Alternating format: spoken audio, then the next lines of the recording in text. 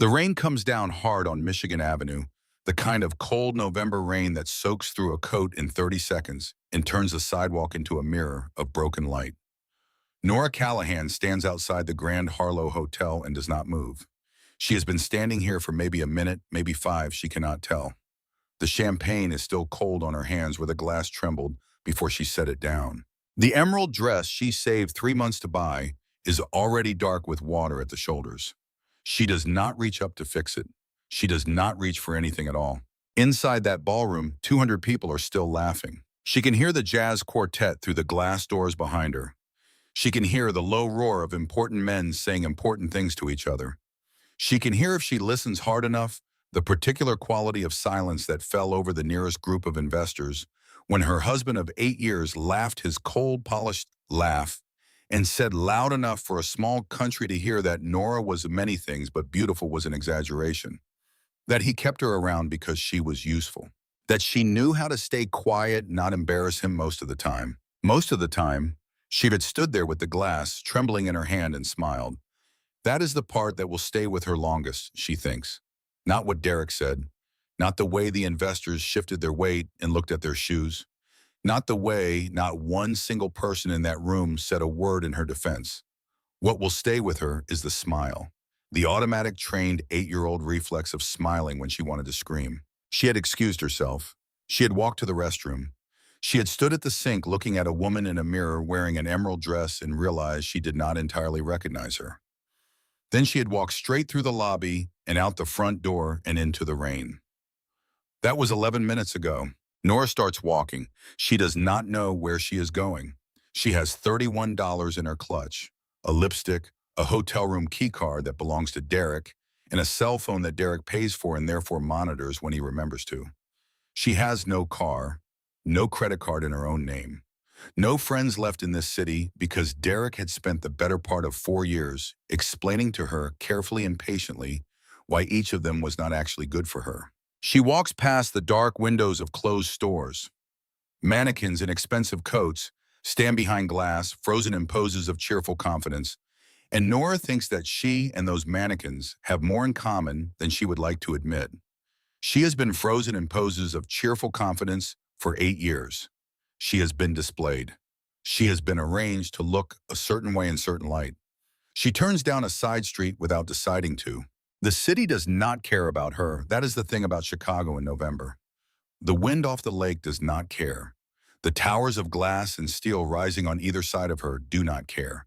The rain does not care. There is something almost comforting about it, the total indifference of a city that has 10,000 stories happening at once and cannot possibly pause for hers. She passes a dry cleaner, a pharmacy, a parking structure, a restaurant with fogged windows where couples are eating dinner in warm yellow light. Then she sees it, a small cafe on the corner, light spilling from its windows onto the wet pavement in a way that looks almost warm. The sign above the door reads Nocturne in script that is elegant without trying too hard. It is open. At this hour on a Tuesday night in November, it is open. Nora pushes through the door. The interior is quiet and close, dark wood and leather booths, and the low murmur of jazz from speakers she cannot locate. There is a bartender behind the counter, a young woman with her dark hair pulled back, polishing a glass with the focused attention of someone who finds the work genuinely satisfying. There are 2 other patrons, visible, a couple in a booth near the back, who are speaking so quietly they might as well be sharing a secret. And there is a man at the bar. He is sitting with his back to the door. She registers him only as a shape. Broad shoulders in a dark suit, a glass of something amber in front of him, a stillness about him that is different from rest. This man is not relaxed. He is contained. There is a difference. Nora takes a table near the window as far from everyone else as the room allows. She sets her clutch on the table and her hands in her lap and stares at the rain running down the glass. The bartender appears beside her. She is young, maybe 25, with quaint eyes and a name tag that reads Wren. Rough night, Wren says. It is not quite a question. Nora looks up. Is it that obvious? Wren smiles in a way that is sympathetic without being pitying. The mascara, she says. Can I get you something? On the house. Just water, Nora says. Please. And maybe some napkins. Wren nods and disappears and comes back with water and napkins and a small plate of shortbread that Nora did not ask for and is grateful for in a way she cannot explain. Take your time, Wren says. We are open until 2. Nora spends the next hour at that table. She cleans her face. She drinks her water. She eats one piece of shortbread and then another and then the third because no one is watching and no one is going to make a comment about her appetite. She stares at the rain and thinks about her life with a clarity that comes from being completely alone for the first time in a very long time. She married Derek Ashford when she was 24. She had been a pediatric nurse for 2 years, by then young and competent and quietly proud of work that mattered. Derek was 41 and polished and successful in ways that seemed at 24 like security. He was attentive. He remembered things she said. He called when he said he would call. He made her feel in those early months like the most important person in any room he walked into. She did not see it coming. That is what she has spent 8 years trying to understand. She did not see the way the attention curdled into scrutiny, the way the care calcified into control, the way he began slowly and so gradually she could not point to a single moment. It started to suggest that her friends were not really good for her, that her nursing work was exhausting her, that she did not need to talk to her sister Delia as often as she did, that Delia had always been a negative influence. By the time she understood what was happening to her, the walls were already up. No money of her own, no support system, no job because Derek had convinced her she was too tired, too stressed, too needed at home. No sister because Derek had, she would later learn, sent messages from her phone telling Delia that she needed space, that Delia was making things harder, that she did not want to talk. 3 years of silence with the person who knew her best in the world. Sitting in Nocturne with the rain against the window and the jazz low and warm around her, Nora feels something she has not felt in a very long time. Not grief, not fear, something hotter than both of those. She is 32 years old. She has $3,000 in an account Derek does not know about, money she has been setting aside for 6 months, in amounts small enough not to trigger his attention. She has a nursing license she has not used in 3 years. She has nothing else that belongs to her, and she has never been angrier in her life. She does not notice the man from the bar until he is standing beside her table. She looks up and finds him watching her with an expression she cannot immediately categorize. He is tall, broad in the shoulders with dark hair that is slightly damp at the edges from the weather. His eyes are a shade of gray, the color of water before a storm. He is wearing a charcoal suit that fits him the way expensive things fit people who have worn expensive things long enough not to notice them. He carries himself with a stillness that she clocked across the room but is more striking up close. This is not a man who fidgets. This is not a man who fills silence with noise. Excuse me, he says. His voice is low and controlled. I am sorry to bother you. I noticed you came in alone and you seemed upset. I wanted to make sure you were all right.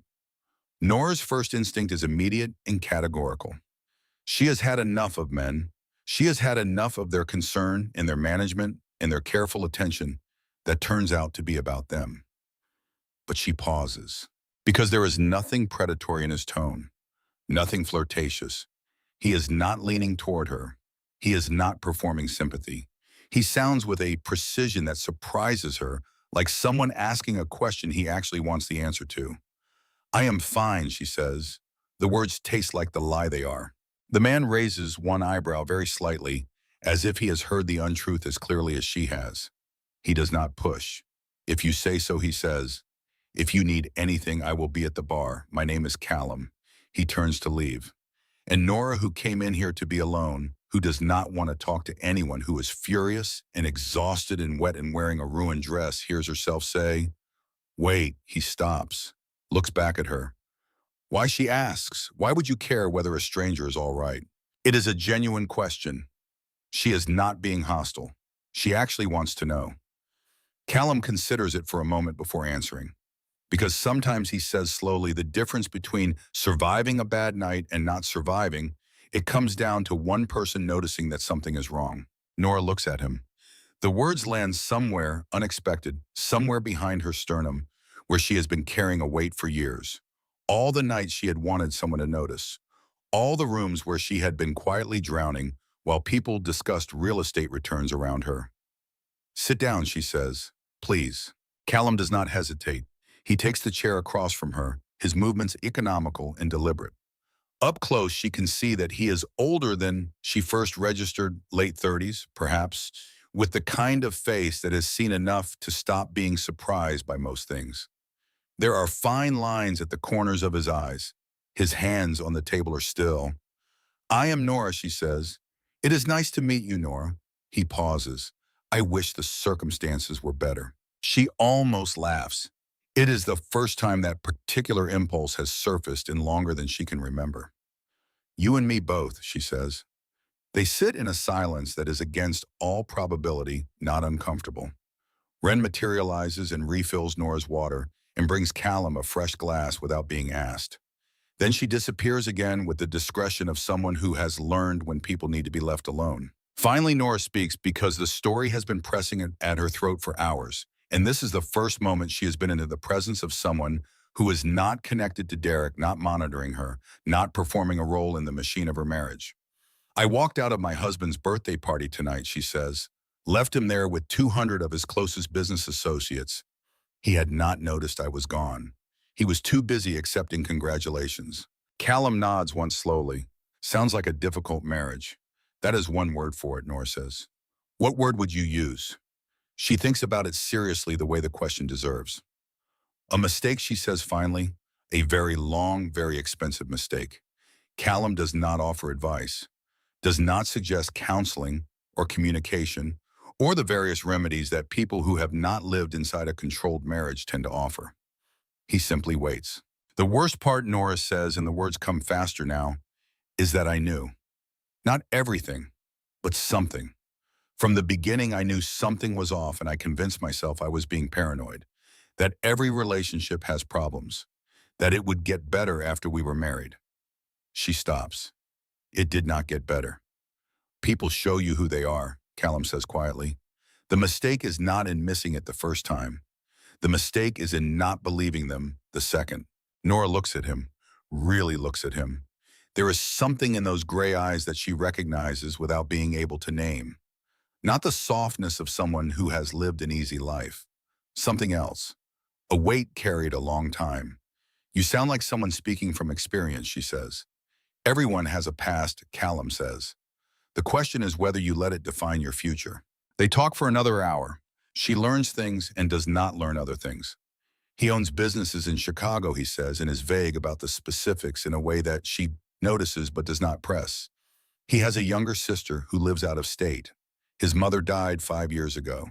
He has never been married, though he was engaged once long ago. She decided my life was too complicated, he says, and there is an old pain in the words, the kind that has healed as much as it is going to and no further.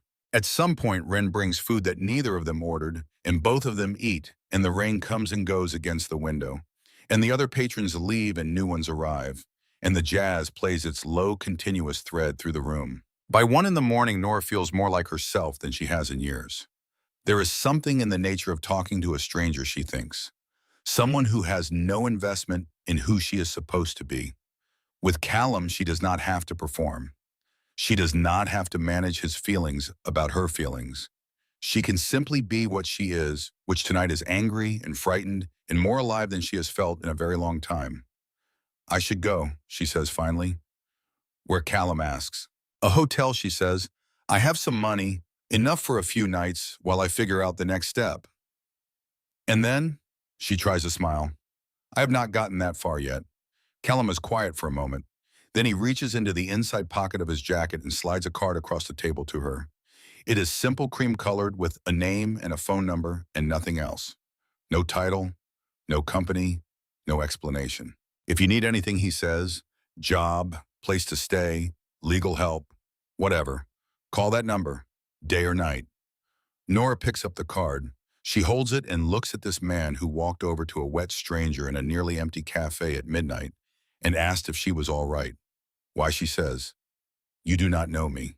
I know enough, Callum says. I know you are scared and alone and that you deserve better than what you are going back to.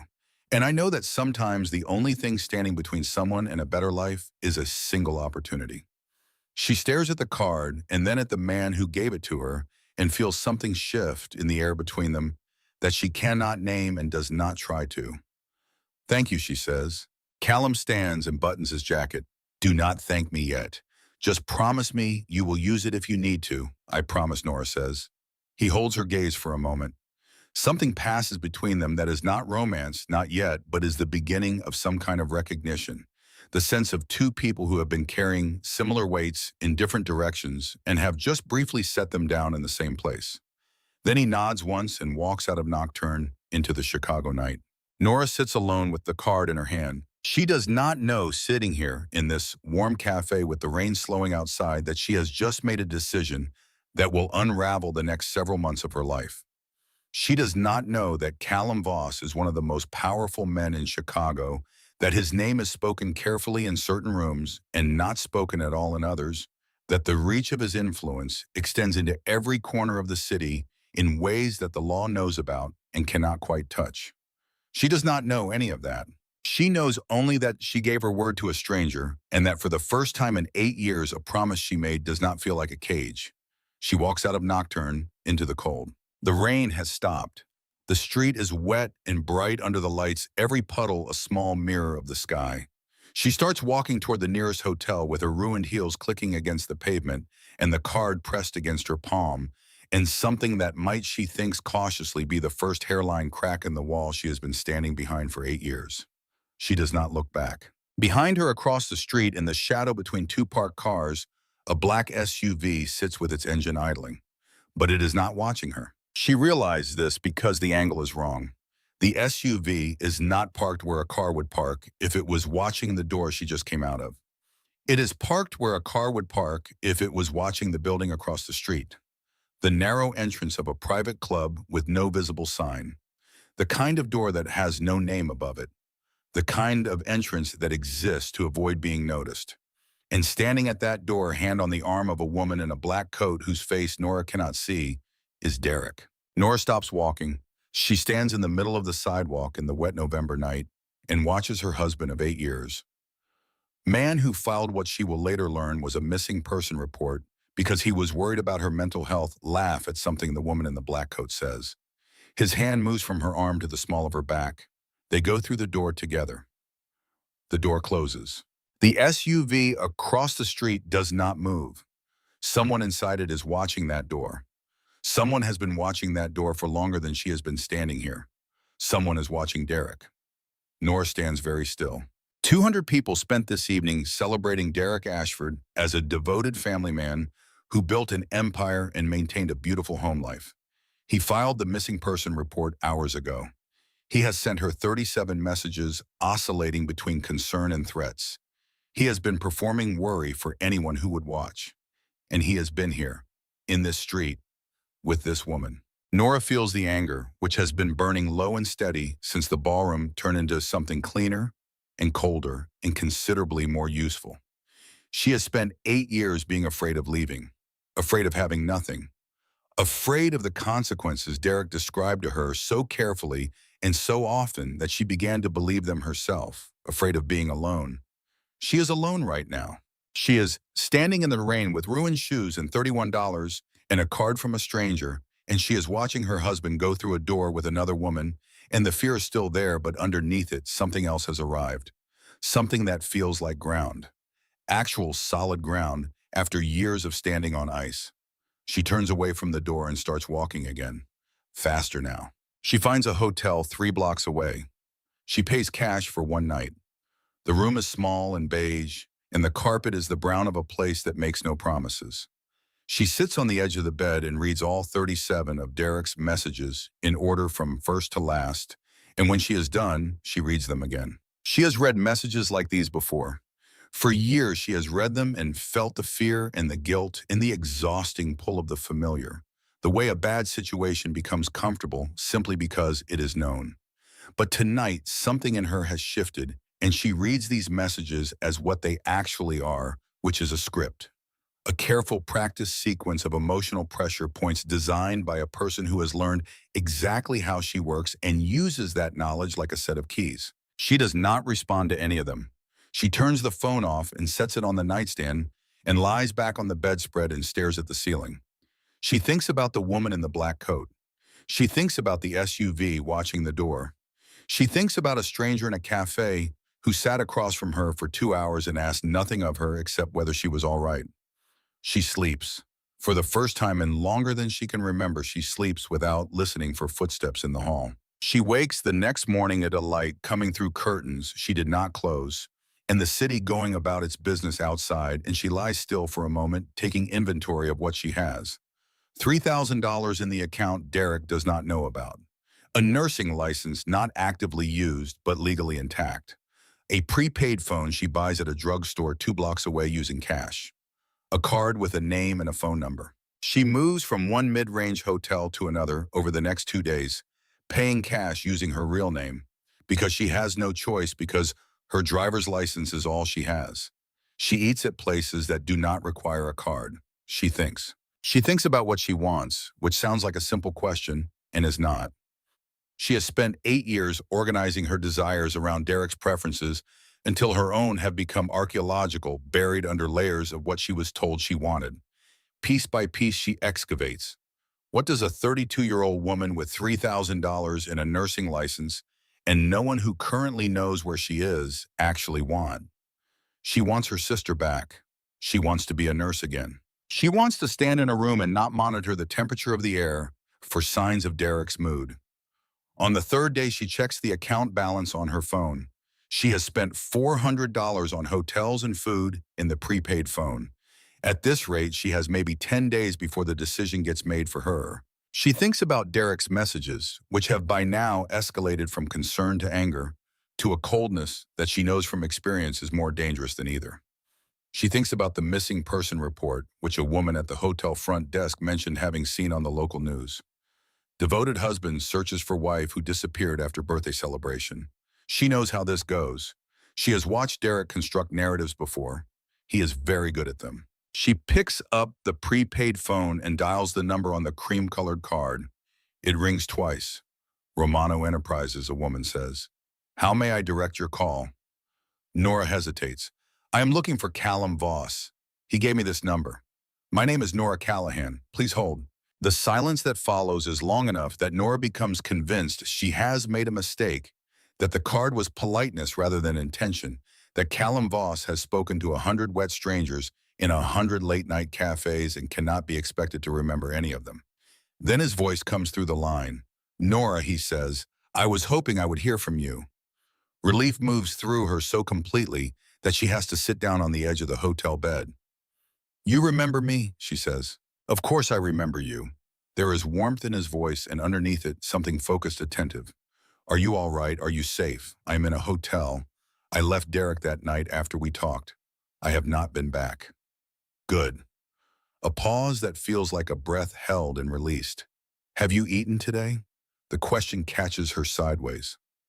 She tries to remember. Half a sandwich yesterday, coffee this morning. I am fine, she says. That is not an answer. She can hear him frown. Where are you staying? She tells him the name of the hotel. There is a moment of quiet. I am sending a car, Callum says. It will be there in 20 minutes. I want you to get in it and let it bring you somewhere safe. Safe. Safer than where you are now. Derek Ashford has connections, Nora. If he wants to find you a hotel under your real name, is the first place he will look. You checked in with your license both nights. He has people who can pull that record. The cold that moves through her is immediate. She had not thought about that. She might as well have left a trail of lit flares.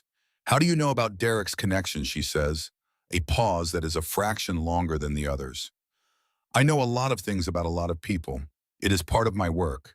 Get in the car, Nora. I will explain everything when you arrive. The line goes dead. Nora sets the phone down on the bedspread and looks at the far wall for a long moment. Every reasonable part of her mind is raising its hand. Getting into a car sent by a man she spent 2 hours talking to in a cafe is not a reasonable thing to do.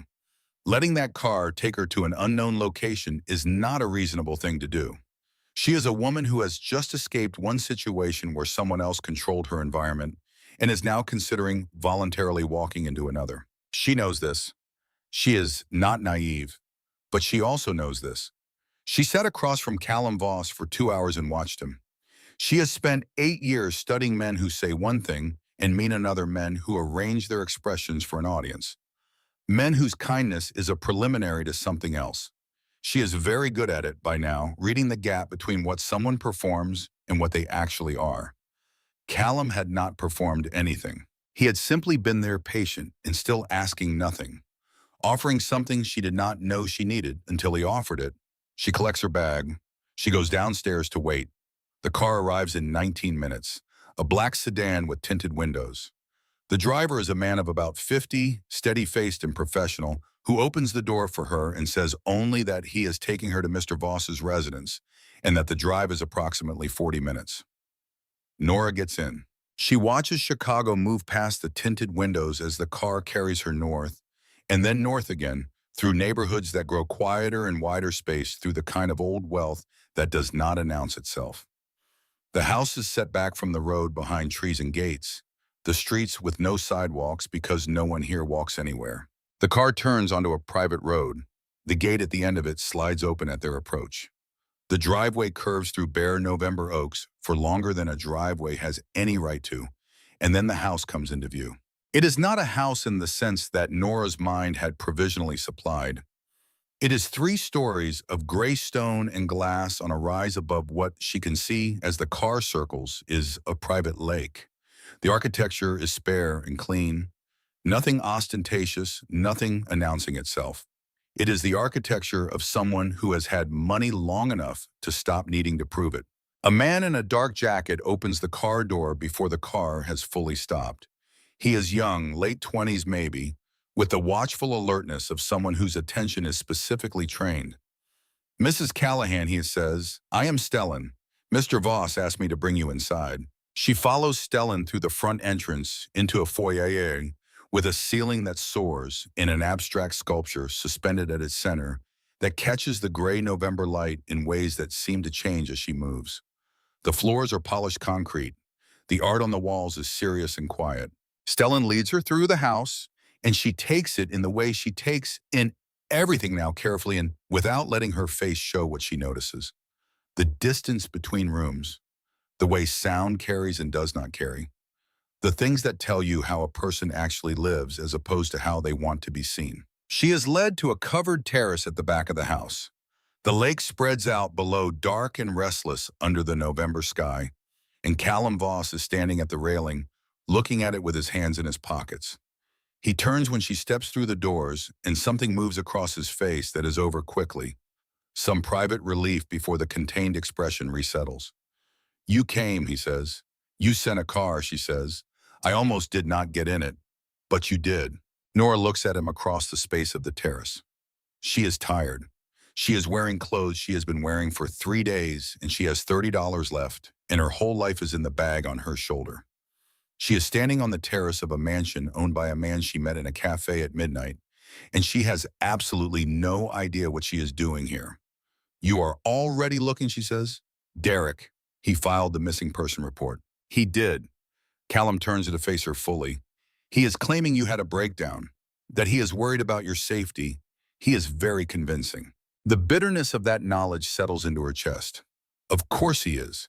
Derek is always convincing. That is the particular genius of it, that the thing that made him dangerous was the same thing that made no one believe her when she tried twice in the early years to describe what was happening inside their marriage. He was too polished, too credible, too completely the image of the concerned and responsible man. "What do I do?" she says. Callum looks at her steadily. "You let me help you. You stay here where my people can keep you safe. You work with my lawyers to build a case for the divorce that Derek cannot simply dismiss. You trust that by the time this is finished, Derek Ashford will not be able to touch you again." Nora is quiet for a moment. "Why?" she says. "You keep doing this. Offering things. Why?" Callum is silent long enough that she thinks he might not answer. Then he says, "Because I have seen what men like Derek Ashford do to the people they are supposed to love. Because I have watched it happen to someone I could not protect. And because you walked into that cafe looking like the world had done its worst to you, and you still had enough left to keep going." He pauses. "That means something," he says. "To me it means something." Nora looks out at the lake. The water is the color of iron moving in slow, cold patterns under the November sky. She thinks about the woman she was 2 days ago standing in the rain outside the Grand Harlow Hotel with champagne on her hands, and a smile she had trained herself to make, regardless of what she actually felt. She thinks about the woman who stood on a wet sidewalk at 1 in the morning and watched the man she married walk through a private door with his hand on another woman's back, and felt underneath the shock the cold clarity of something she had known for a long time becoming undeniable. She has been making decisions based on fear for 8 years. What the fear said was that she could not leave, that she had nothing, that she would be alone and broke and unable to manage, and that she needed Derek the way you need oxygen, not because you like it, but because the alternative is not survivable. She is here on this terrace having left, having managed, having survived on her own terms. The fear was wrong. Okay, she says, I will stay. For now. Callum nods. Stellan will show you to your room. Get some rest, Nora. Tomorrow we figure out where to start. He turns back to the lake, and Nora follows Stellan inside into the warmth of the house, into the room that will be hers, into the beginning of something she cannot yet name, and is for the first time in a very long time, not afraid to find out. 3 weeks pass. Nora wakes each morning in the room on the second floor and spends a few seconds reorienting herself, the way you do when the geography of your life has changed faster than your sleeping mind can track. The ceiling here is high and white. The windows face east over the lake. The light that comes in is clean and cold and does not carry any particular expectation of her. Then she gets up and faces another day. The house runs on rhythms she learns by observation. Orrin Farley, who manages the domestic operations of the estate with the precision of a man who has spent 40 years making complicated things look effortless, appears each morning at 6 to coordinate with whoever needs coordinating. He is 63, Boston-born, with a dry wit he deploys sparingly, and a gift for anticipating what a room needs before anyone in it has thought to ask. He calls her Mrs. Callahan and does not ask questions, and she appreciates both of these things more than she can say. Garrett runs the kitchen. He is a large, unhurried man from the mountains of West Virginia who learned to cook from his grandmother and has turned that inheritance into something remarkable. He feeds Nora without making an occasion of it, and she learns quickly that the way to acknowledge his care is simply to eat what he makes and come back the next day. Stellan is present the way weather is present, always somewhere nearby, rarely obtrusive. She understands within the first few days that his job is not just administrative. The way his eyes move when strangers approach the property. The quality of his attention at doors and windows. She has spent enough years reading the atmosphere of a room to understand what Stellan is, even if no one offers her a formal description. Callum himself is gone most days. He leaves early, returns late, and when he is in the house, he carries with him the gravity of a man managing things that are not discussable at dinner. Men come and go at odd hours through a side entrance she cannot see from her room but can sometimes hear. Conversations happen in other parts of the house, in voices calibrated for privacy. Twice in the first week, she rounds a corner and finds Stellan and another man in a discussion that stops immediately upon her appearance. She is not naive about what this means. She came of age in Chicago. She knows what this kind of operation looks like from the outside, the structure of it, the way power arranges itself in a room, the difference between the kind of authority that is granted by institutions and the kind that exists underneath institutions, like bedrock exists underneath roads.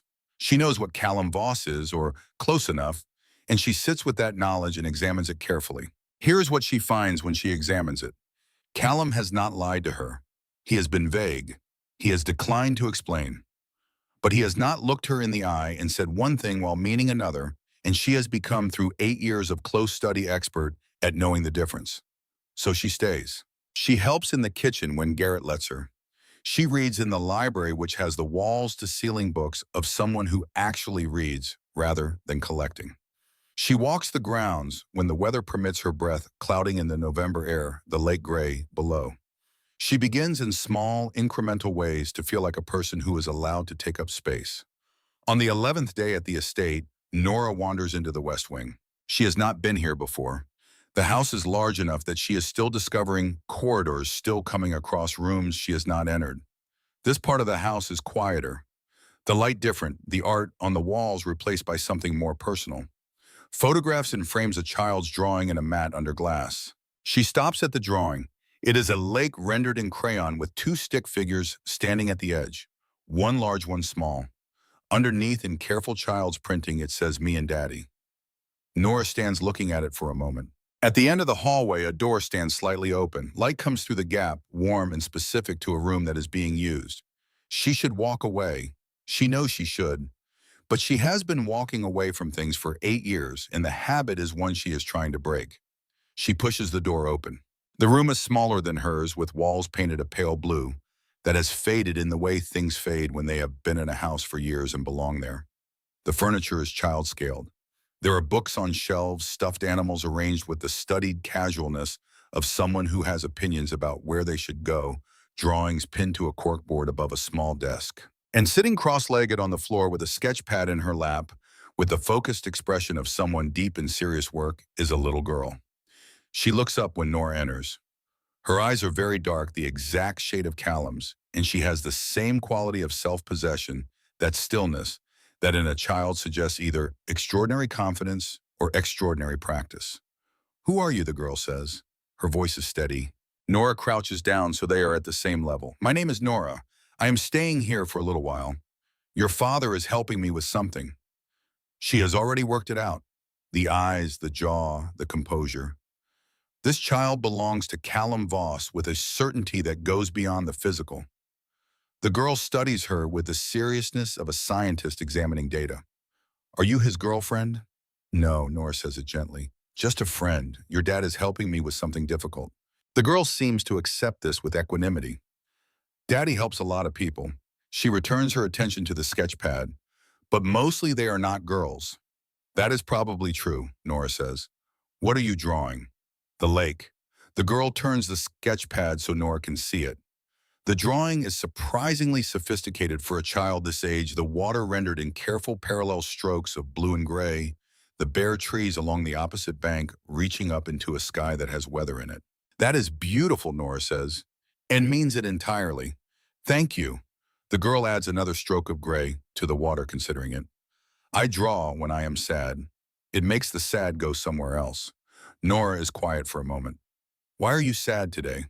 The question comes out before she has decided to ask it, and she waits for the child to retreat to give the deflection that children learn when adults have trained them that their emotional reality is inconvenient. Instead, the girl shrugs with a matter-of-factness that is somehow more affecting than distress would have been.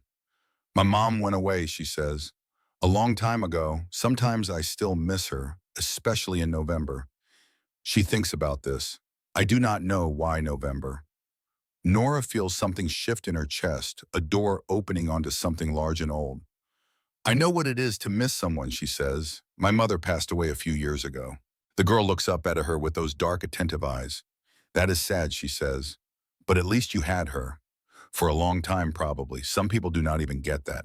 The wisdom of it, delivered in a child's voice with a child's directness, lands somewhere it cannot be deflected from. This girl has thought about this, has found a way to hold her own loss that is generous rather than diminishing. Nora does not know who taught her to do that or whether no one did, and she worked it out herself. But either answer says something significant about who she is. "What is your name?" Nora asks. "Lily," the girl says. "Lily. Daddy calls me Lilybird sometimes." She adds a careful line to her drawing, but only when he thinks no one is listening. Callum's voice comes from the doorway then, and both of them look up. He is standing at the threshold in his jacket slightly earlier than his usual return, looking between Nora and his daughter with an expression that is complicated in a way she cannot immediately decode. It is not alarm. It is not displeasure. It is something that has opened unexpectedly in a face that is usually very controlled. "Lilybird," he says. His voice is different than it is anywhere else in the house. Softer at the edges. Unguarded in a way that is clearly specific to this room and this child. "I thought you were resting." "I was not tired," Lily says, with the reasonableness of someone who has made this argument before. And then Nora came. Callum looks at Nora. She looks back at him. Something passes between them that has no vocabulary yet. "Can she stay for dinner?" Lily asks. She did not say yes, but she did not say no either, which in my experience means possibly yes. Callum almost smiles. "In your experience." "I have a lot of experience," Lily says serenely. "Go find Oren." Callum says, "Tell him we will need the table set for 3." Lily scrambles up, tucks her sketch pad under her arm, and makes for the door, pausing to wave at Nora with the confidence of someone who has already decided how this evening will go. Then she is gone, and it is just Callum in the doorway, and Nora on the floor of his daughter's room, and the silence is full of things that have not been said yet. "You did not tell me you had a daughter," Nora says. Callum moves into the room. He picks up one of Lily's drawings from the desk, looks at it, sets it down. "I do not tell most people," he says. "It is safer that way. Safer for her." "Yes," he turns to face Nora. His expression has settled back into its usual composed register. But something is different now. Some layer of the architecture is visible that was not before. "My world is dangerous," he says. "There are people who would use her to get to me without hesitating. Keeping her existence known only to a very small number of people is the only protection I can offer her." Nora absorbs this. She thinks about Lily on the floor with her sketch pad making the sad go somewhere else. She thinks about what kind of life that is growing up behind the walls of a beautiful house where your existence is a secret your father keeps for your safety. Her mother, Nora says. Callum is quiet for a moment. He does not look away. "She did not die of illness," he says. "I have said that. It is what I tell people who ask, and most people do not ask more than once." He pauses. "She was killed. A targeted attack 5 years ago. Men who wanted to send me a message used her to send it. The words are flat and precisely chosen, the words of someone who has said this exact sentence before in the privacy of his own mind, who has worn the edges off it with repetition until it can be stated without collapse. But underneath the flatness is something that has no bottom to it. Lily was 3, he says. She was in the house. Nora does not say she is sorry. She does not say anything for a moment because the horror of what he has just described does not respond well to the reflexive formulas of consolation. She sits with it the way she has learned to sit with painful things rather than rushing to smooth them over. "That is why you recognize something in me," she says finally. "That night at the cafe." Callum looks at her. "Yes," he says simply. "You saw it because you had seen it before. On someone I was supposed to protect." He is quiet for a moment. "I was not going to walk over to you. I had made the calculation, told myself it was not my business, that I had enough complications without adding a stranger's. And then you set the champagne glass down, and the way you set it down, the very careful way, and I have known that carefulness before. I could not walk away from it." They stand in Lily's room in the late afternoon light, the lake visible through the window, gray and patient. "That is the first honest thing anyone has told me," Nora says, "in a very long time." Callum nods once. He holds her gaze and she holds his, and neither of them looks away. And then Oren's voice comes from somewhere downstairs announcing that dinner is in 20 minutes, and the moment closes gently like a book being marked rather than finished.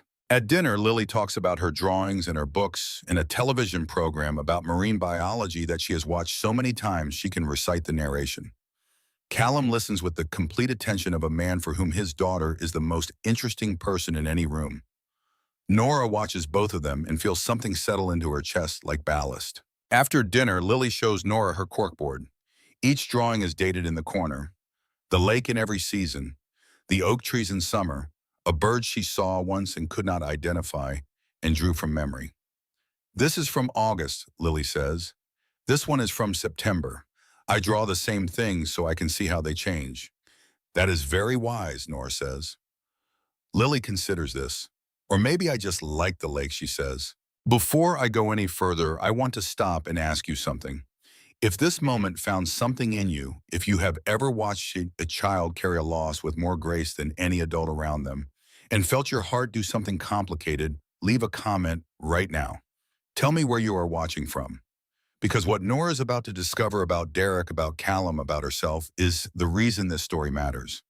And you will not want to miss what comes next." That night, after Lily is in bed and the house has settled into its nighttime registers, Nora sits in the library with a book open in her lap that she is not reading. She is thinking about Derek, about the machinery of what he has put in motion. The missing person report, the frozen accounts, the media appearances, the lawyers. She is thinking that she has been waiting for someone to fix this, for Callum's lawyers to build the case, for the system to work, for the pieces to fall into the right places, while she stays in this beautiful house and heals. And she understands sitting here that waiting is the shape of the last 8 years of her life. She picks up the prepaid phone. It is 9 o'clock in Seattle, 2 hours behind Chicago. She dials a number she has not dialed in 3 years because Derek told her that Delia was bad for her mental health, that Delia stirred up conflict and resented their marriage and wanted to see it fail. He was very specific about it. He was very convincing. She dials her sister's number. It rings 4 times and she has already prepared herself for voicemail for the possibility that 3 years of silence has made her a stranger to the person who used to know her best. When the line connects and she hears her sister's voice. Nora, Delia's voice breaks on the single word. Nora, where are you? I have been watching the news. I saw the report he filed and I knew it was him. I have been trying to find a way to reach you. Nora closes her eyes. Hey, she says. Hey, I am okay. I am safe. I need to tell you some things. They talk for 2 hours. Delia tells her what Derek did, how the messages came written in Nora's name and Nora's writing style, close enough to be convincing. How they said things that sounded like Nora on a bad day, the kind of things that are almost right, but not quite the kind of things someone might write if they had read 3 years of your texts and learned to approximate your voice. How Delia had responded at first, then pushed back, then gone silent when the messages stopped coming. I kept the screenshots, Delia says. I kept all of it. I did not know what to do with them, but I kept them. That is evidence, Nora says. That is exactly what I need. She can hear Delia exhale. Tell me what to do. She stays on the phone until after midnight. When she sets it down, her hands are steady, and there is something in her chest that she recognizes as purpose. Not hope exactly. Something more functional than hope. She did this. She picked up the phone and called the person who knew Derek's methods and had documented them. She found the first piece of evidence herself without waiting for Callum's lawyers or Callum's resources or anyone else's framework. She falls asleep that night with the prepaid phone on the nightstand, Delia's number the most recent in the call log. 2 days later, the threat arrives from a different direction. She knows something has happened before Callum tells her. She can read it in the way Stellan moves through the house that morning, something tighter in his posture, the alertness of someone who has been given new information and is repositioning around it. She finds Callum in his study before he comes to find her. He looks up when she appears in the doorway.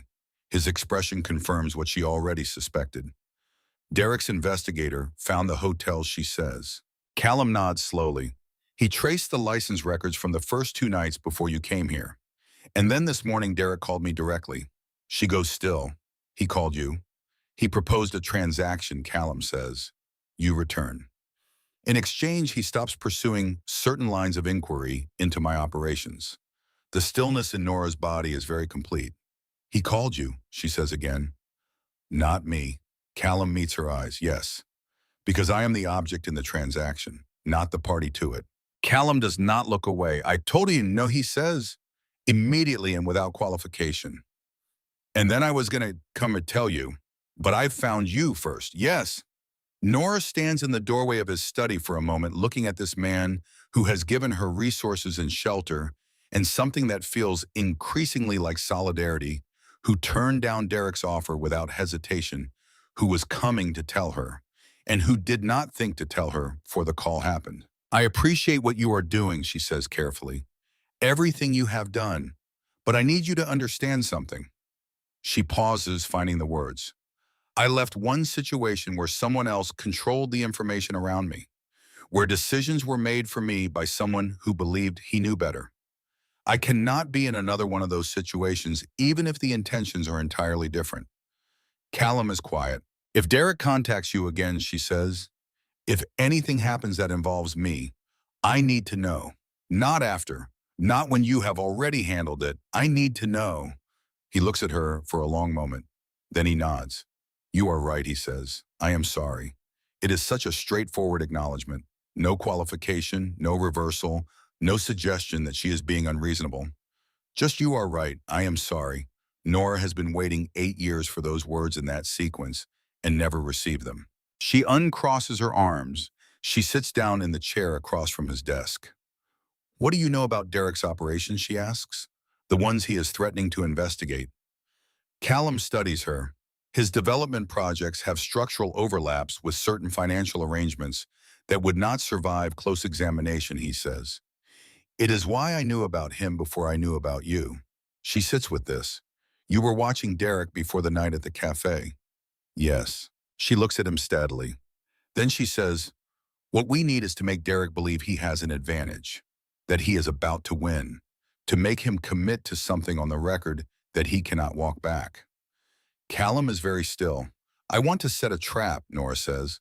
I want to let him think I am vulnerable and isolated and about to give up. Give him enough rope to do what he always does, which is reach for more than he is entitled to. And I want to catch him doing it.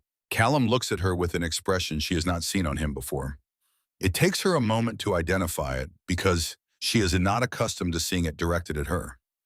It is respect. Walk me through it, he says. She does. For the next hour, sitting in his study with the gray November lake visible through the windows, Nora lays out the architecture of a plan. She needs a location somewhere public but controllable.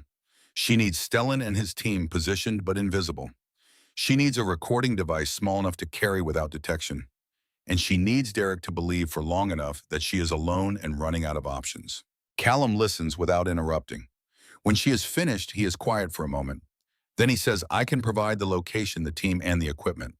But you understand what this means. You will be the visible element. If something goes wrong before my people can intervene. I understand, Nora says. You have thought about that. I have thought about nothing else for 3 years, she says. The difference is that this time I am choosing to be there. I am not stumbling into danger because I did not know it existed. I am walking toward it with my eyes open because it is the fastest way through to the other side. Callum looks at her for a long moment. Then he says, all right. Meanwhile, Derek's lawyers have not been idle. That same week, a letter arrives addressed to Callum through his legal counsel. It is signed by Prentice Hale, Derek's attorney of 12 years. Nora sees the envelope on Callum's desk and does not know the name yet. But when Callum mentions it, something in his tone makes her ask who Prentice Hale is. Derek's man, Callum says, has been since before I knew Ashford's name. Very polished, very connected. He has been at Derek's side at every function, every filing, every press event for over a decade. Nora is quiet for a moment. She files the name away.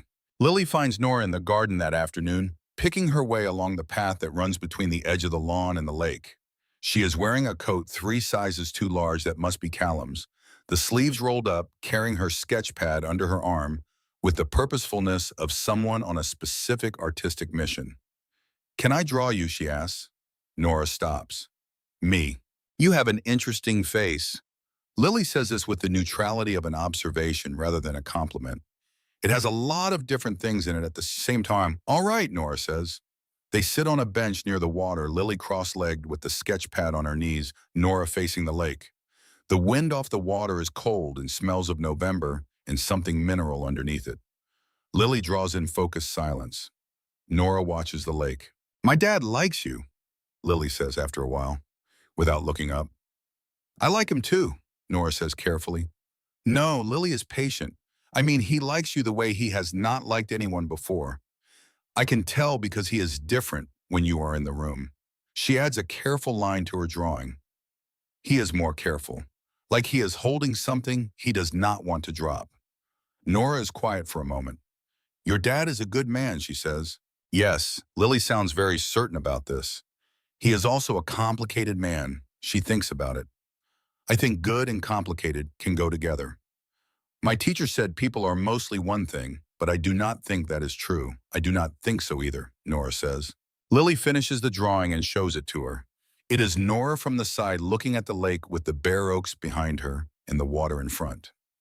The face is simplified but recognizable, and Lily has caught something multiple in it, some combination of things that coexist without canceling each other out. You are very talented, Nora tells her. Lily studies the drawing critically. The eyes are not quite right, she says, but I can fix them next time. There is a next time, Nora thinks. Lily says it with the assurance of someone who has already decided. She is putting Lily to bed 3 weeks into her stay at the estate when the child reaches out and takes her hand, holding it with the unself-conscious grip of someone who does not yet have complicated feelings about reaching for what she needs. Nora, Lily says, are you going to stay? I do not know how long I will be here, Nora says. Things are complicated right now. I know about complicated. Lily is already drowsy, her dark eyes going soft at the edges. My dad has complicated things all the time. He always figures them out. He does, Nora says. You will too. Lily's grip loosens as sleep takes her. I think you are the kind of person who figures things out. Nora sits beside her in the quiet of the room for a long time after she falls asleep. The nightlight casts everything in warm amber. The lake is dark beyond the window. Somewhere in the house, Callum is doing the things he does in the evenings, the management of his world, and Nora is here in this small room with this sleeping child and feels something she had given up on feeling. She hears him in the doorway before he speaks. She has learned his particular footfall, the weight and rhythm of it. She loves you, Callum says quietly, from the doorway. Nora looks at him over her shoulder. I love her too, she says. I did not plan for it.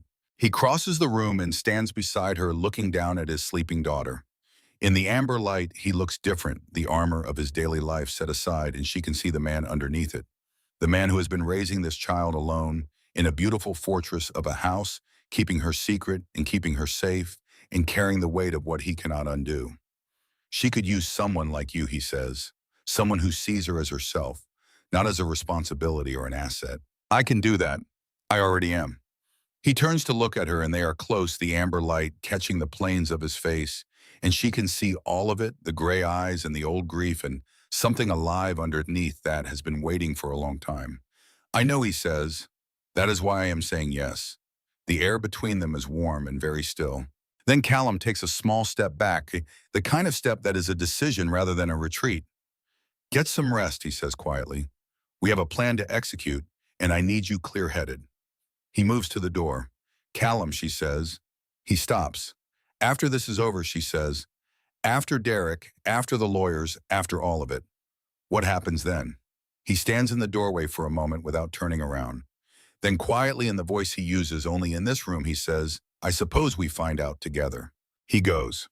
Nora sits in Lily's room until the child's breathing deepens into full sleep, and then a little longer listening to the sound of the house and the distant water, and the quality of a night that feels for the first time in a very long time like it belongs to her. Christmas comes to the estate the way it comes to any house where a child lives with a particular urgency that adults cannot manufacture on their own.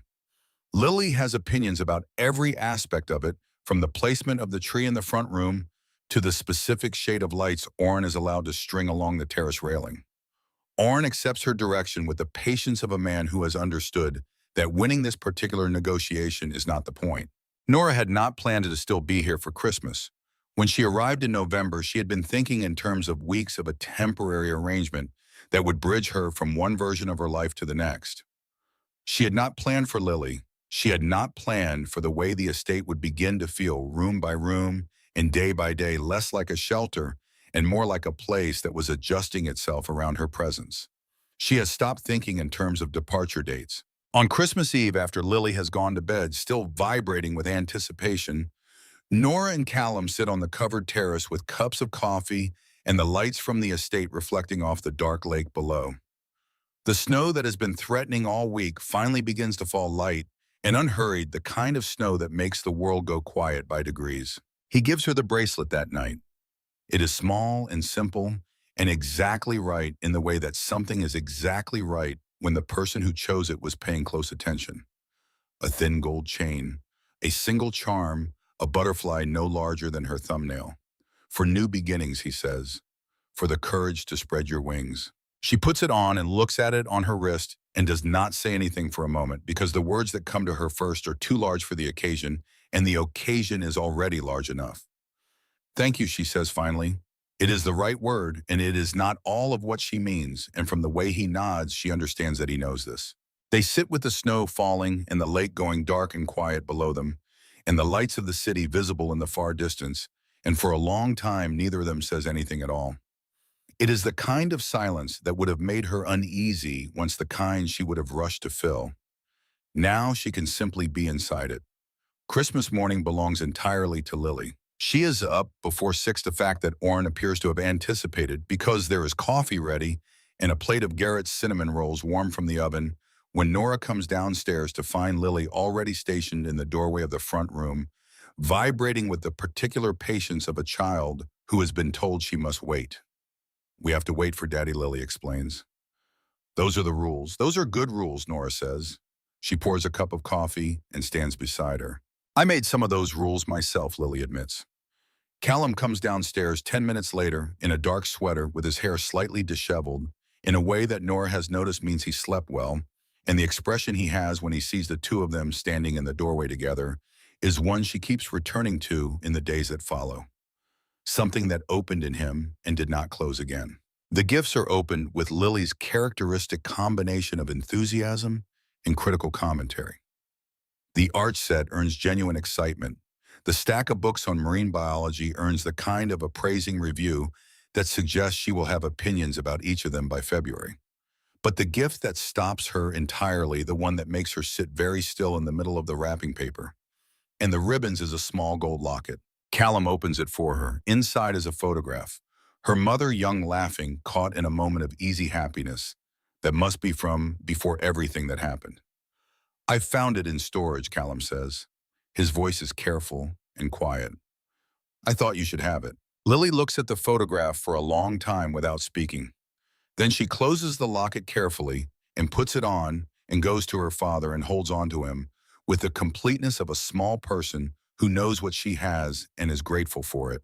Nora watches them from across the room and understands with the clarity that comes from standing slightly outside a scene and being able to see all of it at once exactly what this family is to each other. What they have made together in a house by a lake where safety is maintained at great effort and love is the reason the effort is worth making. She understands too what she has come to be in this house. Not a guest, not a temporary arrangement, something that was missing and is no longer missing. January arrives in Chicago without ceremony, with cold and flat gray skies and a wind off the lake that has no patience for sentimentality. It is the kind of month that strips away everything that is not essential and leaves you with only what is true. The plan takes 8 days to build. Nora spends those 8 days in Callum's study for 2 hours each morning, working through the details with the methodical attention she once gave to patient charts and medication dosages. She learns how Stellan's team communicates in the field. She learns what a recording device can and cannot capture at distance. She learns the layout of the location. They have chosen a hotel bar in the Gold Coast called the Aldrin, where Derek has been seen twice in the past month. The kind of place where a woman appearing to be alone and uncertain would not be remarkable. She practices being uncertain. She stands in front of the mirror in her room and practices the expression she wore for 8 years, the slightly smaller version of herself, the woman who monitors the air before she speaks. It comes back faster than she would like. 8 years of a habit does not dissolve in 6 weeks. Callum watches her practice once from the doorway without her knowing.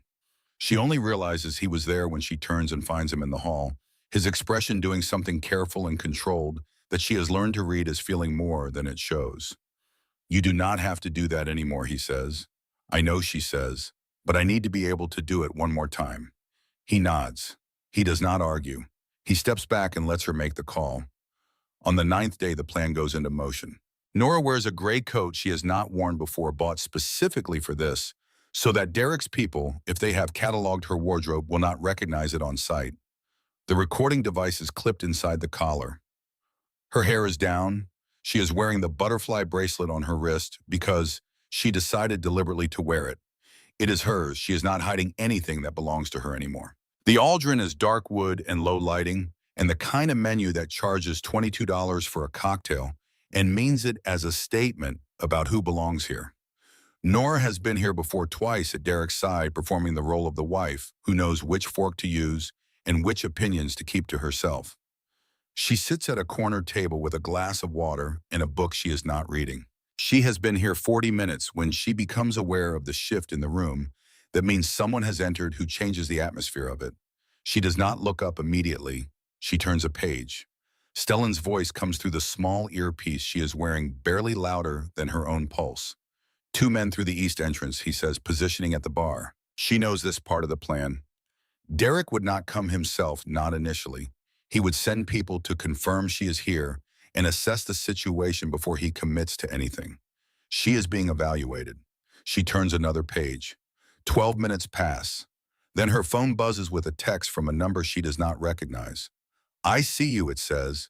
"We should talk." She looks up slowly as though the movement costs her something. The man at the bar who meets her eyes is mid-40s broad with the blankness of expression that indicates someone suppressing a great deal of active thought.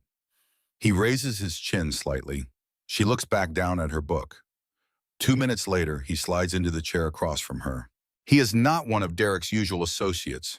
She would recognize those men, the lawyers and developers and city functionaries who populate Derek's professional world. This man is from a different layer of that world entirely. "Mrs. Ashford," he says. "Callahan," she says. "My name is Callahan." He accepts this without visible reaction. "Mr. Ashford would like to see you. Mr. Ashford can make an appointment with my lawyer." The man looks at her with the patience of someone who has had this conversation many times. "There are easier ways to handle this," he says. "For everyone involved, I am sure there are," Nora says. "I am not interested in easy. I am interested in correct." He leans forward just slightly.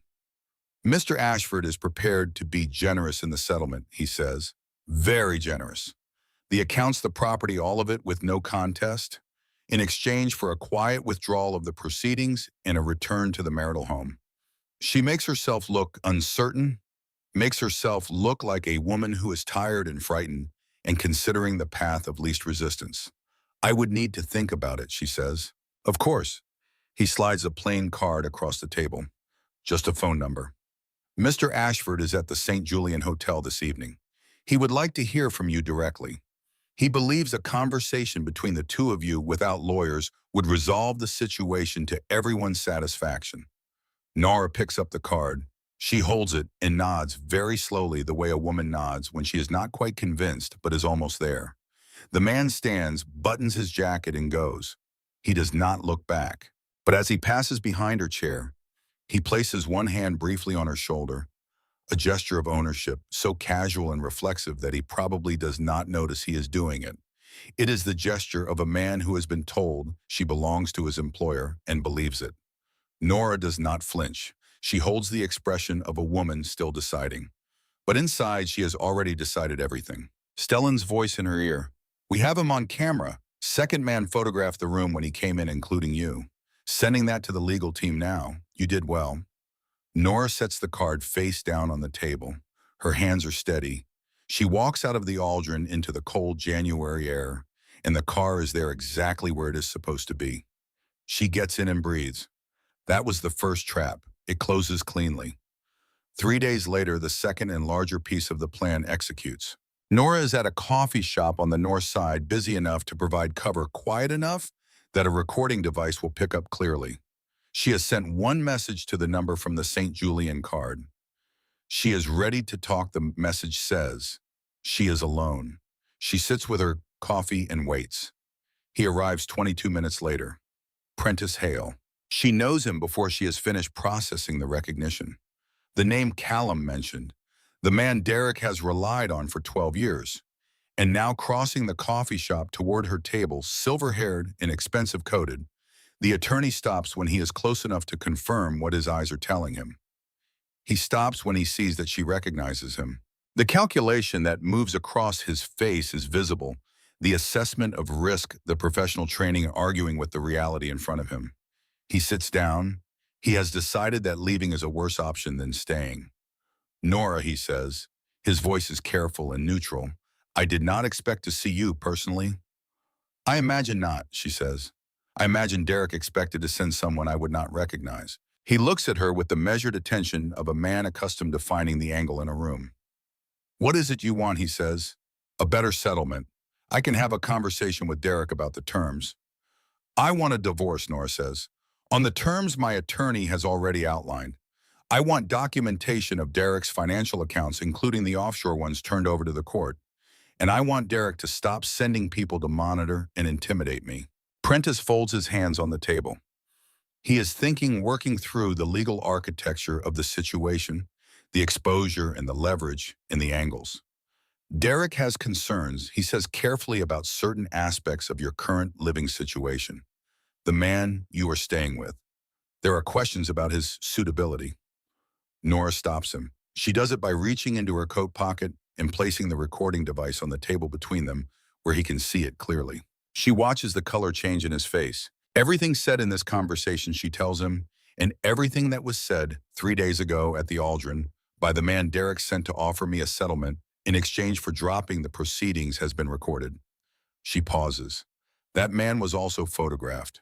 The photographs and recordings have been provided to the legal team and to the federal prosecutor's office, which has been investigating Derek Ashford's financial operations for the past 14 months.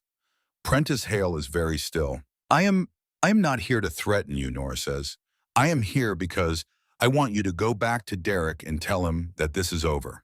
That the next move he makes, any move, will accelerate a process that is already in motion and that ends very badly for everyone connected to him, including his attorney of 12 years. The silence at the table is absolute. She picks up the recording device. She picks up her coffee. She stands. Whatever you thought this was, she says it is not that anymore. She walks out into the January cold. Her hands shake slightly in the car. Not from fear, or not entirely from fear. From the physical aftermath of sustained, controlled performance, the body releasing what the mind held in place. Stellan in the front seat does not comment. He drives. That is enough. When they get back to the estate, Callum is waiting in the foyer. He looks at her for a moment, reading whatever's in her face, and then he says simply, "Come and sit down."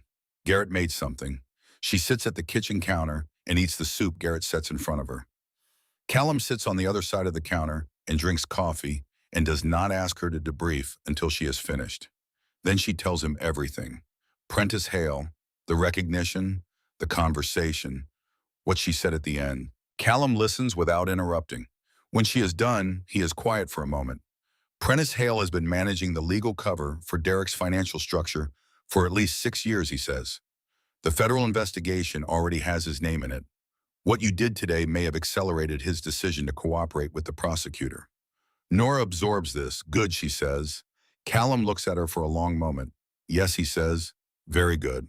That evening, Lily insists on teaching Nora a card game that appears to have rules that shift depending on who is losing. They play for an hour at the kitchen table while Garrett washes up and Oren reads in the next room, and the house is warm, and Nora thinks not for the first time, and with increasing clarity, that this is what a home is supposed to feel like. 2 weeks later, on a gray Thursday morning in January, Derek Ashford is arrested. Nora watches it on television in Callum's study. The footage is from the sidewalk outside the Ashford Group offices on Walker Drive. Derek is in his coat, the charcoal one he wears when he wants to look serious and credible, and his expression in the footage is doing something she has not seen before. It is doing nothing. The performance has finally failed. The face behind the performance is blankly present, just a man in handcuffs being walked to a vehicle while cameras record it from 3 angles. The chyron beneath reads Chicago developer Derek Ashford arrested on federal charges, including fraud, financial conspiracy, and obstruction. Additional charges pending. Nora watches it. She watches it through to the end of the segment, and then she turns off the television and sits in the quiet of the study and breathes. She does not cry. What she feels instead is the sensation of something structural being removed from inside her chest, a weight so long-standing that her body had built itself around it, and now must relearn a different architecture. 8 years of bracing, 8 years of reading the room before she entered it, monitoring the atmospheric pressure of Derek's moods, calibrating every word and expression and decision against the question of what he would think of it. She does not have to do that anymore. It is a strange thing to discover that freedom, when it arrives, does not feel like what you expected. She had imagined relief as a door swinging open. This is quieter than that. This is more like the moment after a very loud sound has stopped, when you realize how much noise you had been living inside. She breathes. She looks at the dark screen. She looks at her hands in her lap. She is still sitting there when Lily finds her 10 minutes later. Is that the bad man? Lily asks, looking at the dark screen. Nora looks at her. Yes, she says. That is him. Is he going away now? Yes. Lily considers the dark screen with the seriousness she brings to everything. Good, she says.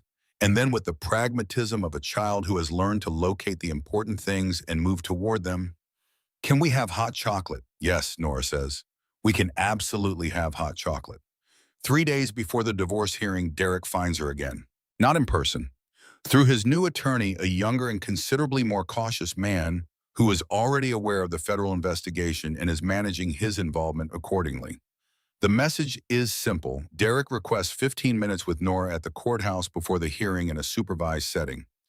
He wants to speak to her directly. Callum tells her about the request the same hour it arrives. He does not recommend a course of action. He lays out the information and waits. She thinks about it for the rest of the day. She walks the lake path in the January cold, her breath clouding the bare oaks standing in their winter patience. She thinks about what Derek will say in those 15 minutes. She knows his arsenal. She has been cataloging it for years. The apology calibrated to sound like accountability while accepting as little of it as possible. The threat dressed as concern. The suggestion that she is making a mistake that only he fully understands. She thinks about whether she can sit across from Derek Ashford and feel nothing that he can use. She thinks about the woman who walked out of a hotel ballroom in November with $31 and a ruined dress and more anger than she knew what to do with. I will meet him, she tells Callum that evening. He does not argue. He nods. Stellan will be outside the room, he says. I know, she says. The meeting takes place in a small conference room off the main corridor of the Daily Center. A court officer stands outside the door. Derek is already seated when Nora enters. She has not seen him since the night she walked out of his birthday party. The footage of the arrest was the closest she has come, and footage flattens things, removes the three-dimensional quality of a person's presence. In the room, he is very present. He is thinner, or maybe it is the context, the fluorescent light, and the institutional chair, the removal of all the scenery he usually performs within. He looks at her. She sits down. For a moment, neither of them speaks. She waits. Letting him begin is a choice she has made deliberately. She is not going to give him the gift of a prompt. I want you to know, Derek says finally, that I understand I made mistakes. Nora says nothing. I handled things poorly, especially at the party. He pauses.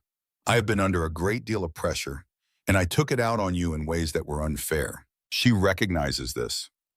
This is the first movement, the acknowledgement calibrated to sound like accountability while accepting as little of it as possible. She has heard variations of it many times. She remains still. I think if we could sit down together, Derek says, without lawyers, without all of this, we could reach an understanding. The charges against me are going to be resolved. My attorneys are confident, and when they are, I would like to. She says, I know about Ingrid Forsyth. The room goes very quiet. Derek Ashford's face does something she has never seen it do in 80 years of marriage. It goes completely blank. Not the controlled blankness of his professional expression, but the blank of a man whose footing has entirely vanished. She watches him find it again. The recovery is impressive the way a professional fighter recovering from an unexpected blow is impressive. You can observe the technique while understanding it is being used against you. I do not know what you think, he says carefully. Cayman Islands, Nora says. Joint account. Her name has been on it for 3 years. The same 3 years as it happens, during which you told anyone who would listen that you were a devoted husband managing a wife with declining mental health. Derek is very still. I'm not here to negotiate, she says. I am here because you asked for 15 minutes and I have decided that I am not afraid of you anymore. She looks at him across the table. Not because anything has changed about you. You are exactly what you have always been. I am not afraid of you anymore because I finally understand what you actually are, which is a man who mistakes fear for love and control for care and has spent his entire life confusing the two. She stands. He finds his voice. You think Voss is better, Derek says. You think what he does is somehow cleaner than what I am. Nora looks at him for one more moment. Callum Voss has never once made me feel small, she says. That is the whole difference. That is all of it. She turns toward the door. He calls after her, raised voice now, the controlled surface finally cracking. You do not know what he has on you, he calls. I have documentation. I have people in 3 locations with instructions. If I go down, he goes with me. You tell him that. You tell him that if I am convicted, everything comes out. She stops walking. She reaches into her coat pocket. She takes out her phone. She turns around. Derek is standing near the table with the court officer stepping forward from the wall, and he looks at the phone in her hand, and she watches him understand in real time what she has just recorded. She holds his gaze for one long, unhurried moment. Then she gets in the elevator. The doors close. The elevator begins to move. She is alone in the small mirrored box of it, moving upward toward the lobby, and she looks at her own reflection in the polished metal of the doors and sees a woman she recognizes. Not the woman who smiled when she wanted to scream. Not the woman who excused herself to the restroom so she could collect herself without an audience. Not the woman who stood in the rain outside a hotel and could not think of a single place to go. The woman in the door looks like someone who knows what she is doing and where she is going and why, and is not afraid of any of those answers. Nora touches the butterfly bracelet on her wrist. The metal is warm. It has been on her wrist long enough now to carry her own temperature. She breathes in. She breathes out. The elevator opens into the courthouse lobby, and she walks through it and out the front doors and into the January cold. And Stellan is there on the sidewalk and the car's at the curb, and she gets in and tells Callum everything. In the car, she calls Callum. Her voice is steady. She tells him what Derek said. All of it, including the threat about documentation in 3 locations. Callum listens without interrupting. When she finishes, there is a pause. I know about the documentation, he says. I have known about it for 11 days. It has been addressed. She closes her eyes briefly. How? Prentice Hale, he says. When he began cooperating with the federal investigation, one of the things he disclosed was the existence of that material and its locations. The prosecutor's office recovered it last week as part of the discovery process. She exhales slowly. Derek did not know it was gone, Callum says quietly. He has been threatening you with a weapon that no longer exists. Nora looks out the window at Chicago moving past, the city in January gray and purposeful, going about its business with the indifference she once found comforting and now finds simply honest. There is something else I need to tell you, Callum says. She waits. The documentation was real, he says. What it contained about me was accurate. I want you to know that. I am not going to tell you it was fabricated or that Derek was lying to manipulate you. What he had was true. The car moves through the city. I know, she says. A pause, I have known for a while, she says, what you are.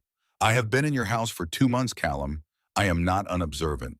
He is quiet for a moment that stretches. I made a decision about it, she says. The same way I made a decision about staying. Not because I lacked information. Because I had it, Nora, he says.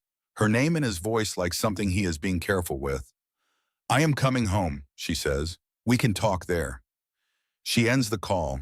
She rides the rest of the way in quiet, watching the city give way to the suburbs, and then to the long road that winds through bare winter oaks, to the gate, the driveway, the house on the rise above the lake. She tells Callum to meet her on the terrace. He is there when she comes through the glass doors, standing at the railing the way he was standing the first day she arrived, looking at the water. The lake in January is very still, the surface barely moving under a sky the color of old pewter. She comes to stand beside him. He turns and looks at her with an expression she has never seen on his face before. Not in the cafe, not in Lily's room, not in any of the weeks she has been in this house. He looks uncertain.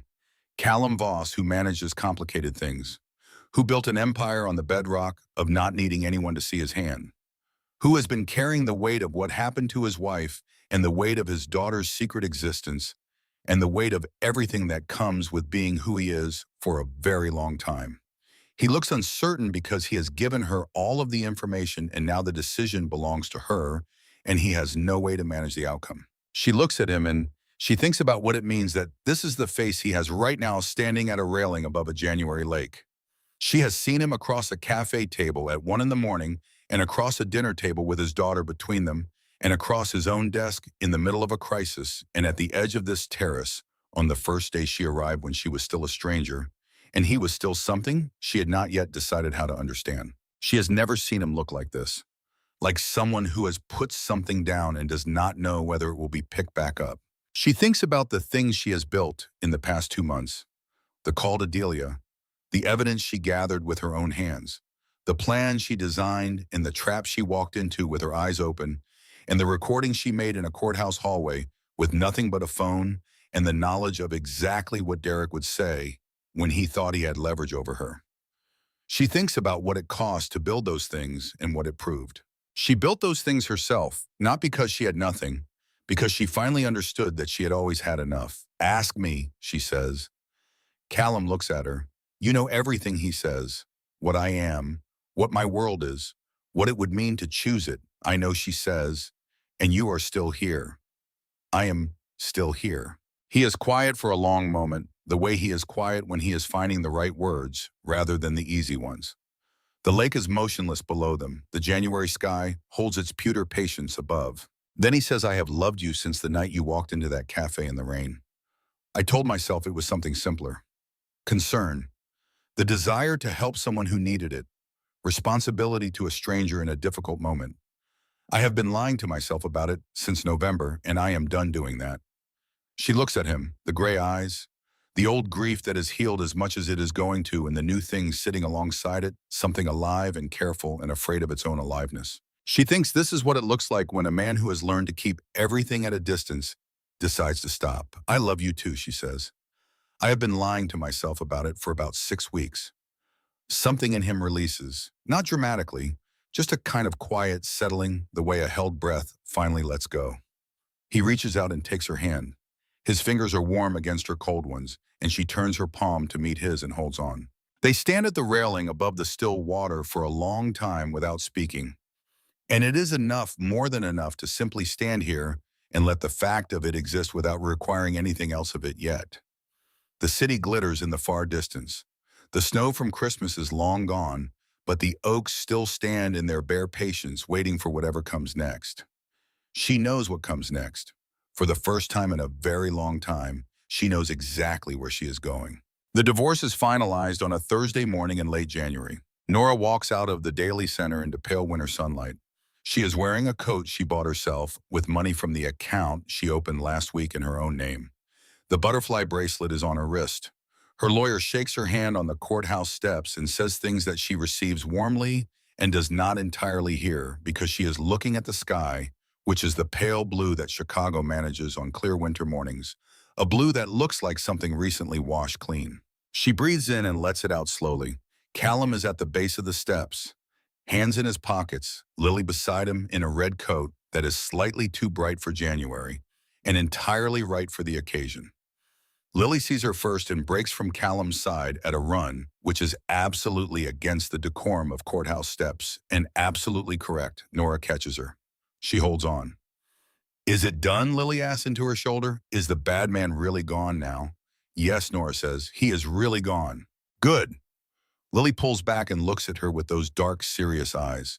Because I made Garrett make a cake, and Oren said it was presumptuous, but I said it was optimistic, and I think there is a difference. Nora laughs. It comes out fully without monitoring, without checking the temperature of the room first. Just laughter out in the open January air, because a child made a cake out of optimism and is explaining the philosophy of it on the steps of the Daily Center. Callum reaches them. He looks at Nora, and she looks at him, and they stand there for a moment in the winter light, the three of them with the noise of the city around them and the sky above, and all of it present in the air between them. How do you feel, he asks. She thinks about it seriously. Like the person I was supposed to be, she says. The one who was waiting. He reaches out and tucks a strand of hair behind her ear, a gesture so quiet and considered that it takes her breath and says, she was worth waiting for. Come home, Lily says firmly. The cake is chocolate. They go home. The night before the wedding, after Lily is in bed and the house is quiet, Nora finds Delia in the kitchen.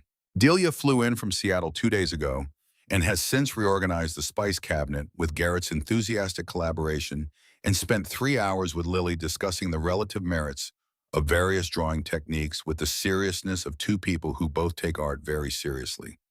She is sitting at the kitchen counter now with 2 cups of tea as if she knew Nora was coming. Nora sits down across from her. They do not say much. They have been talking for 3 days, filling in 3 years of silence, and now they have arrived at a place that does not need words. Delia reaches across the counter and puts her hand over Nora's, and Nora looks at her sister's face, and the two of them simply sit there in the warm kitchen while the house holds its nighttime quiet around them. This is what she lost when Derek sent those messages. This. The particular ease of someone who has known you since before you knew yourself, who does not need you to explain the context because they are the context. She has it back now. That is enough. That is more than enough. 5 months later, on a morning in May, when the oaks along the driveway have leafed out into full green and the lake is a different water, entirely warm and bright, and reflecting a sky that has forgotten. It was ever gray. Nora stands in the garden in a simple white dress with her hair loose and the butterfly bracelet on her wrist. Lily is beside her in pale yellow, practically vibrating with contained excitement. She has been involved in every decision made in the past 3 months, from the flowers to the seating to the specific chocolate cake that she considers her personal contribution to the institution of marriage. She takes this responsibility with characteristic seriousness. The ceremony is small. Stellan, Oren, and Garrett are there. Delia stands near the front in a blue dress she and Lily chose together on a video call with the focused collaboration of two people who share aesthetic opinions. A small number of people, whose names Nora has learned not to ask about, sit quietly in the chairs along the garden path, men who respect Callum enough to be here who will not be discussed at dinner. Nora had worried about this in the weeks leading up to the wedding, about the world that Callum moves in, about whether standing at an altar with him meant accepting everything that comes with him. She has turned the question over to many times and arrived at the same answer every time. She is not choosing Callum's world. She is choosing Callum. The same way she is choosing Lily in this house and the life she has been quietly building here since November. She is choosing it knowing what she knows, and she is choosing it freely, which is the only kind of choosing that matters. She has learned the difference between those two things. It cost her 8 years to learn it, but she learned it completely. When the music begins, Nora walks down the path alone. She has chosen this deliberately. She has been given away enough times in her life, surrendered enough agency, under enough different framings of love and care and what is best for her. She walks herself. She arrives under her own power. She chooses this of her own will with full knowledge of what she is choosing and what it costs and what it gives back. Callum watches her come toward him with the expression of a man who has been very still for a long time and is only now allowing himself to move. The minister says the words that ministers say, and then Callum speaks. He has written what he wants to say and has told no one what it is. His voice is steady. I promise to tell you the truth, he says, even when it is complicated, especially when it is complicated. I promise to stand beside you and not in front of you, to protect you, not by making your choices, but by giving you the ground to stand on while you make them yourself. And I promise that Lily and I will spend whatever time we have making sure you know that you are home. Nora looks at him and speaks. I promise to see you, she says, not the man you show the world, but the man in Lily's room with the soft voice and the amber light. I promise to stay when things are hard, not because I have no choice, but because I choose to. And I promise that whatever comes next, you will not carry it alone. They exchange rings. The minister says the words that make it official. Delia cheers from the front row with the decisiveness of a woman who has decided that courthouse decorum does not apply to a garden in May, and she is entirely right about this. Lily grabs both of their hands. Are we a family now, she asks. For real and official and everything. Nora looks at Callum. He looks at her. She crouches down to Lily's level. This child who draws the same lake in every season to watch how it changes, who moves the sad somewhere else when it arrives, who made a chocolate cake out of optimism and defended the philosophy of it on courthouse steps. We already were, Nora says. From the very beginning, we already were. Lily absorbs this with the seriousness it deserves. Then she says, good, because the cake is going to be amazing and it would be better with a real family eating it.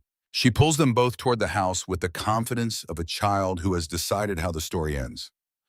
Behind them, the garden holds the afternoon in its May light, the oaks casting long, bright shadows across the grass, the lake below catching the sun and throwing it back in pieces.